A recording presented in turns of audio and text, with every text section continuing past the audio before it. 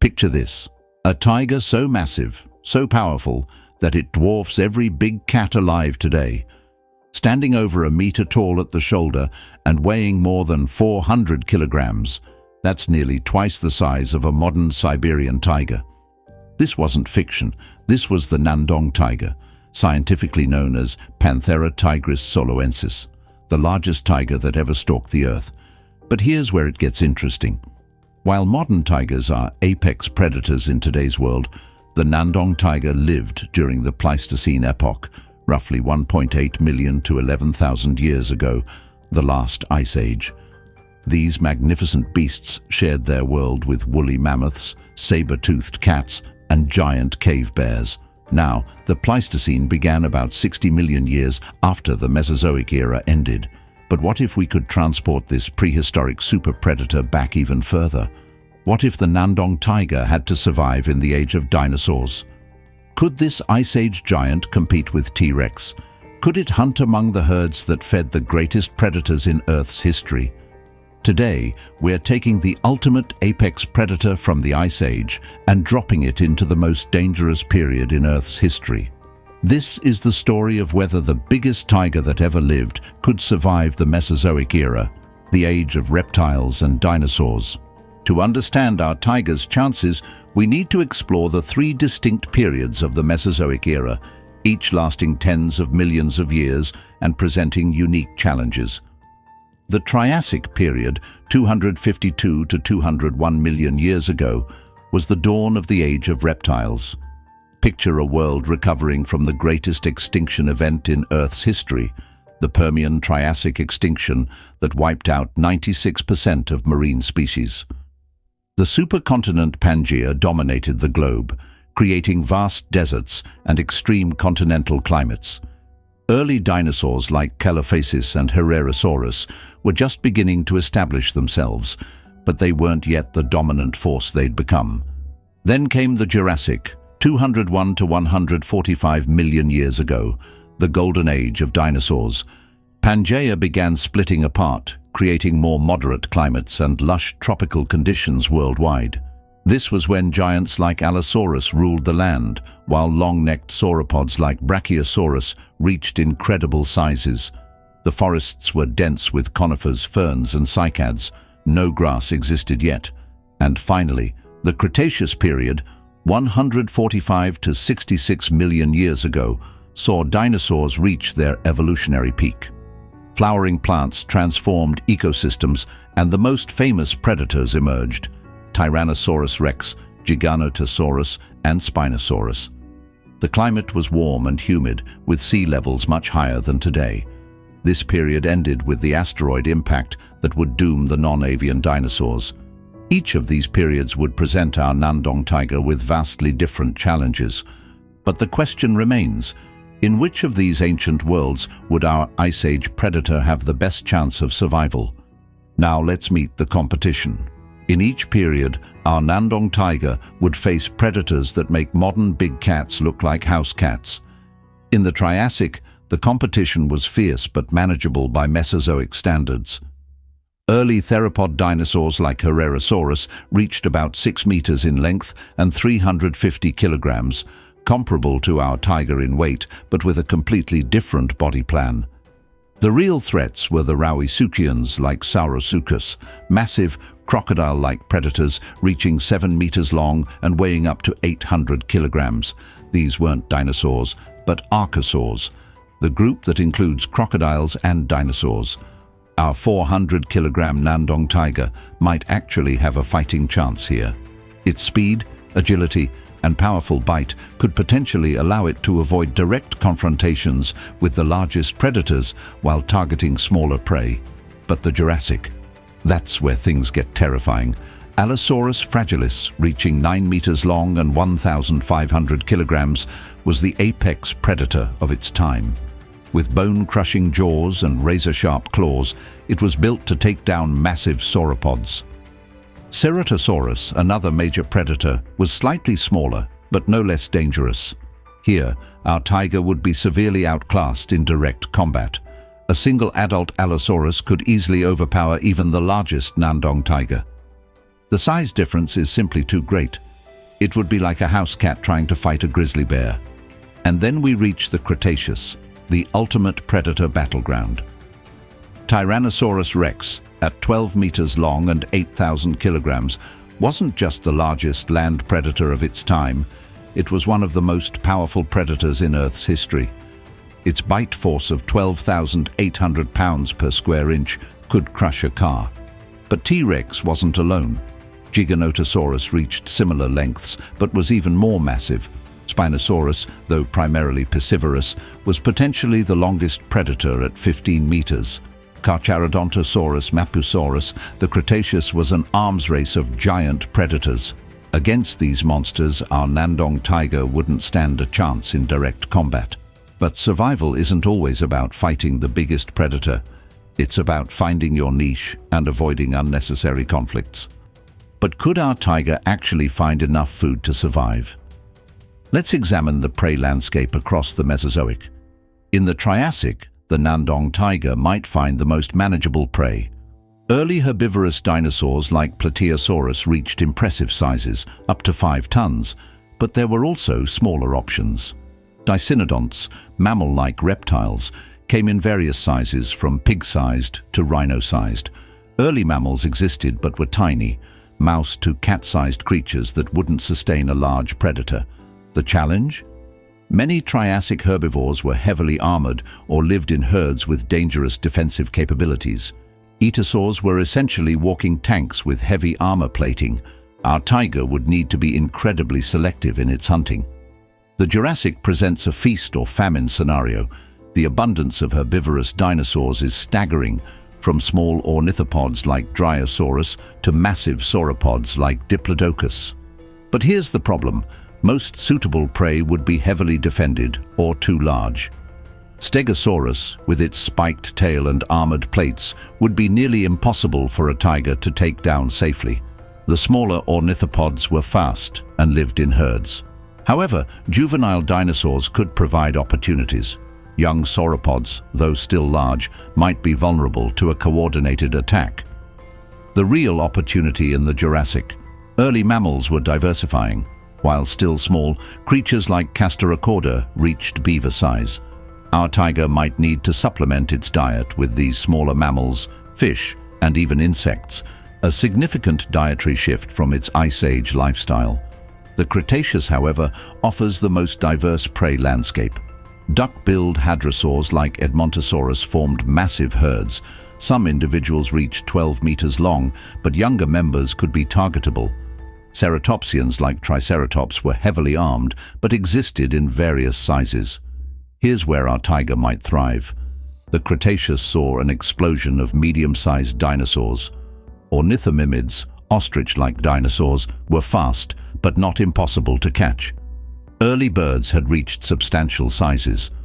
Most importantly, mammals were diversifying rapidly, with some species reaching dog or pig size. But let's do the math. A 400-kilogram Ngandong tiger would need roughly 20 to 30 kilograms of meat per day. In the modern world, tigers have a hunting success rate of about 10%. In the Mesozoic, facing unfamiliar prey with unknown behaviors, this rate would likely plummet. The verdict? Our tiger would struggle most in the Triassic due to limited suitable prey, face moderate challenges in the Jurassic, but might find the most opportunities in the Cretaceous if it could avoid the mega predators. But evolution is the ultimate game changer. Given millions of years, could our Ngandong tiger evolve into something even more formidable, a true prehistoric supercat? Let's consider the pressures. In the Mesozoic, our tiger would face selection pressure to either grow larger to compete with mega predators or become more specialized to exploit specific niches. The arms race scenario. If competing directly with theropod dinosaurs, our tiger lineage might evolve toward gigantism. We're talking about cats potentially reaching 600 to 800 kilograms or more. Imagine a saber-toothed cat, the size of a small car, with proportionally stronger bones, more powerful muscles, and enhanced sensory capabilities. But there's a ceiling to this growth. The largest terrestrial predatory mammals, like the bear dog Amphictyon or the giant hyena Pachyrhacota, topped out around 600 kilograms. Beyond this, the mammalian body plan becomes increasingly inefficient compared to dinosaur physiology. More likely, our tiger would specialize. In the Triassic, it might develop enhanced climbing abilities to access arboreal niches unavailable to ground-bound archosaurs. Longer limbs, more flexible spine, enhanced balance, essentially becoming a giant tree cat. In the Jurassic, swimming adaptations could be crucial. With extensive shallow seas and river systems, a semi-aquatic tiger, similar to how modern tigers are excellent swimmers, could exploit aquatic prey and avoid terrestrial competition. Think of a 400-kilogram cat with webbed paws and enhanced lung capacity. The Cretaceous offers the most interesting possibilities. With small mammals diversifying rapidly, our tiger might evolve enhanced nocturnal capabilities, larger eyes, better hearing, more sensitive whiskers. It could become the ultimate mammalian hunter in a dinosaur-dominated world. Alternatively, pack hunting could evolve. While modern tigers are largely solitary, environmental pressures might select for cooperative hunting behaviors. A pride of evolved Ngandong tigers working together could potentially take down much larger prey. But survival isn't just about hunting, it's about defense. Our prehistoric supercat might evolve armor-like skin, similar to rhinos or elephants, retractable spines along the back, enhanced bite force, or even toxin production. Evolution has created stranger adaptations. However, we must consider competition from actual Mesozoic mammals. Early mammals were small but rapidly adapting. Our tiger would compete not just with dinosaurs, but with evolving mammalian predators that were already adapted to Mesozoic conditions. The most likely outcome: our tiger lineage would either carve out a specialized niche, perhaps as the dominant nocturnal predator, or face extinction from more specialized competitors. Now let's talk about something that could make or break our tiger's survival: the climate and environment of the Mesozoic, which was radically different from the Ice Age world the Ngandong tiger knew. Our Ngandong tiger evolved during the Pleistocene Ice Age, a world of cooler temperatures, seasonal variations, and familiar plant communities. These cats were adapted to hunt in mixed woodlands and grasslands, dealing with prey that had evolved alongside mammalian predators for millions of years. The Triassic climate would be a shock. With the supercontinent Pangaea creating massive continental interiors, our tiger would face extreme temperature swings, scorching hot days and surprisingly cold nights. The lack of polar ice meant no seasonal migration patterns like those its Pleistocene prey followed. Worse, there was no grass. The primary ecosystem was conifer forests, ferns, and cycads. Water sources would be scarce in many regions. For a large predator requiring substantial daily water intake, this presents a significant challenge. Modern tigers need access to water sources and can drink up to 20 liters per day. Our Ngandong tiger would need to fundamentally alter its territorial behavior. The Jurassic climate might actually be favorable. Global temperatures were warm and humid, similar to modern tropical regions. Extensive shallow seas created moderate coastal climates, and the breakup of Pangaea led to more predictable weather patterns. Lush vegetation supported massive herbivore populations.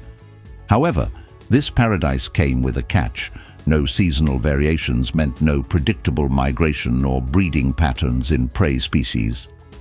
Our tiger, evolved to time its own reproduction and hunting around seasonal changes, would need to adapt to a world of constant growing seasons. The Cretaceous greenhouse world presents mixed opportunities. Atmospheric CO2 levels were 3 to 5 times higher than today, creating tropical conditions even at the poles. Sea levels were 70 meters higher, creating vast inland seas and reducing land area. This warm, humid environment might actually suit our tiger well. Modern tigers thrive in tropical conditions. The extensive river systems and coastal regions would provide ample water.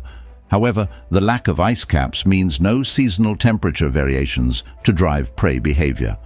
But here's a crucial factor often overlooked: atmospheric composition. The Mesozoic had different oxygen and CO2 levels. During parts of the Cretaceous, Oxygen levels were actually lower than today, around 15% compared to our current 21%. For a large active predator, this could significantly impact stamina and hunting success.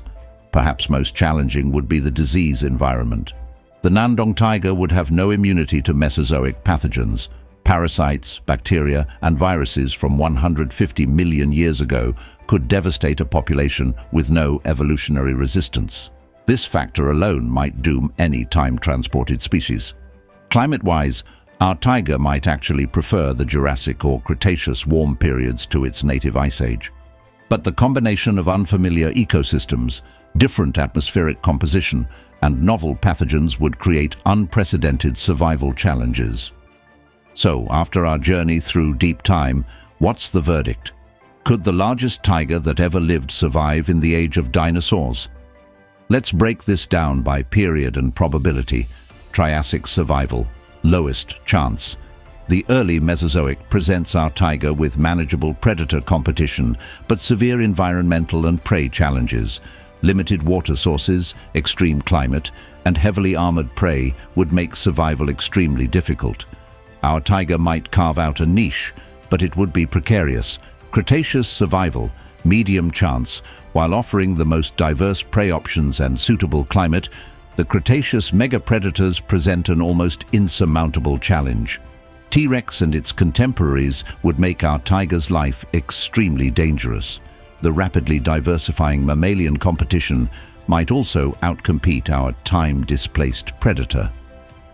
Jurassic survival, highest chance. The Middle Mesozoic offers the best environmental conditions, but introduces mega-predators that could easily overpower our tiger. However, the abundance of prey and favorable climate give it decent odds if it could avoid direct competition with Allosaurus and its kin. Specializing as a juvenile dinosaur hunter might work. But here's the key insight. We're not just talking about survival, we're talking about thriving. If our Ngandong tiger could establish a breeding population and survive long enough for evolutionary adaptation, the story changes dramatically. Given 10 to 20 million years of evolution, our prehistoric supercat could potentially develop into a 600-kilogram apex predator specialized for its chosen period, evolve pack-hunting behaviors to tackle larger prey, become the dominant nocturnal predator while dinosaurs ruled the day, and develop semi-aquatic adaptations to exploit untapped aquatic niches. But let's be honest about the most likely outcome. A modern species transported to the Mesozoic would face challenges no amount of size or strength could overcome. Disease susceptibility with no evolutionary immunity could wipe out the population before adaptation occurs. The complete lack of co-evolved prey relationships means our tiger wouldn't know how to effectively hunt dinosaurs, behaviors that took millions of years to develop. Competition from native predators already perfectly adapted to Mesozoic conditions would be overwhelming. So could the Ngandong tiger survive the Mesozoic? A single individual or small group? Probably not for more than a few years. But a large enough founding population with sufficient genetic diversity given enough time. There's a slim but fascinating possibility they could not just survive, but evolve into something truly spectacular. The apex mammalian predator of the dinosaur age. The Ngandong tiger was already evolution's attempt at creating the ultimate big cat. In the Mesozoic, it might have become something even more extraordinary, or it might have become just another footnote in prehistory's long list of magnificent creatures that couldn't adapt fast enough. But what do you think? Could this Ice Age giant have become the king of the Mesozoic? Let me know in the comments below, and make sure to subscribe for more videos like this.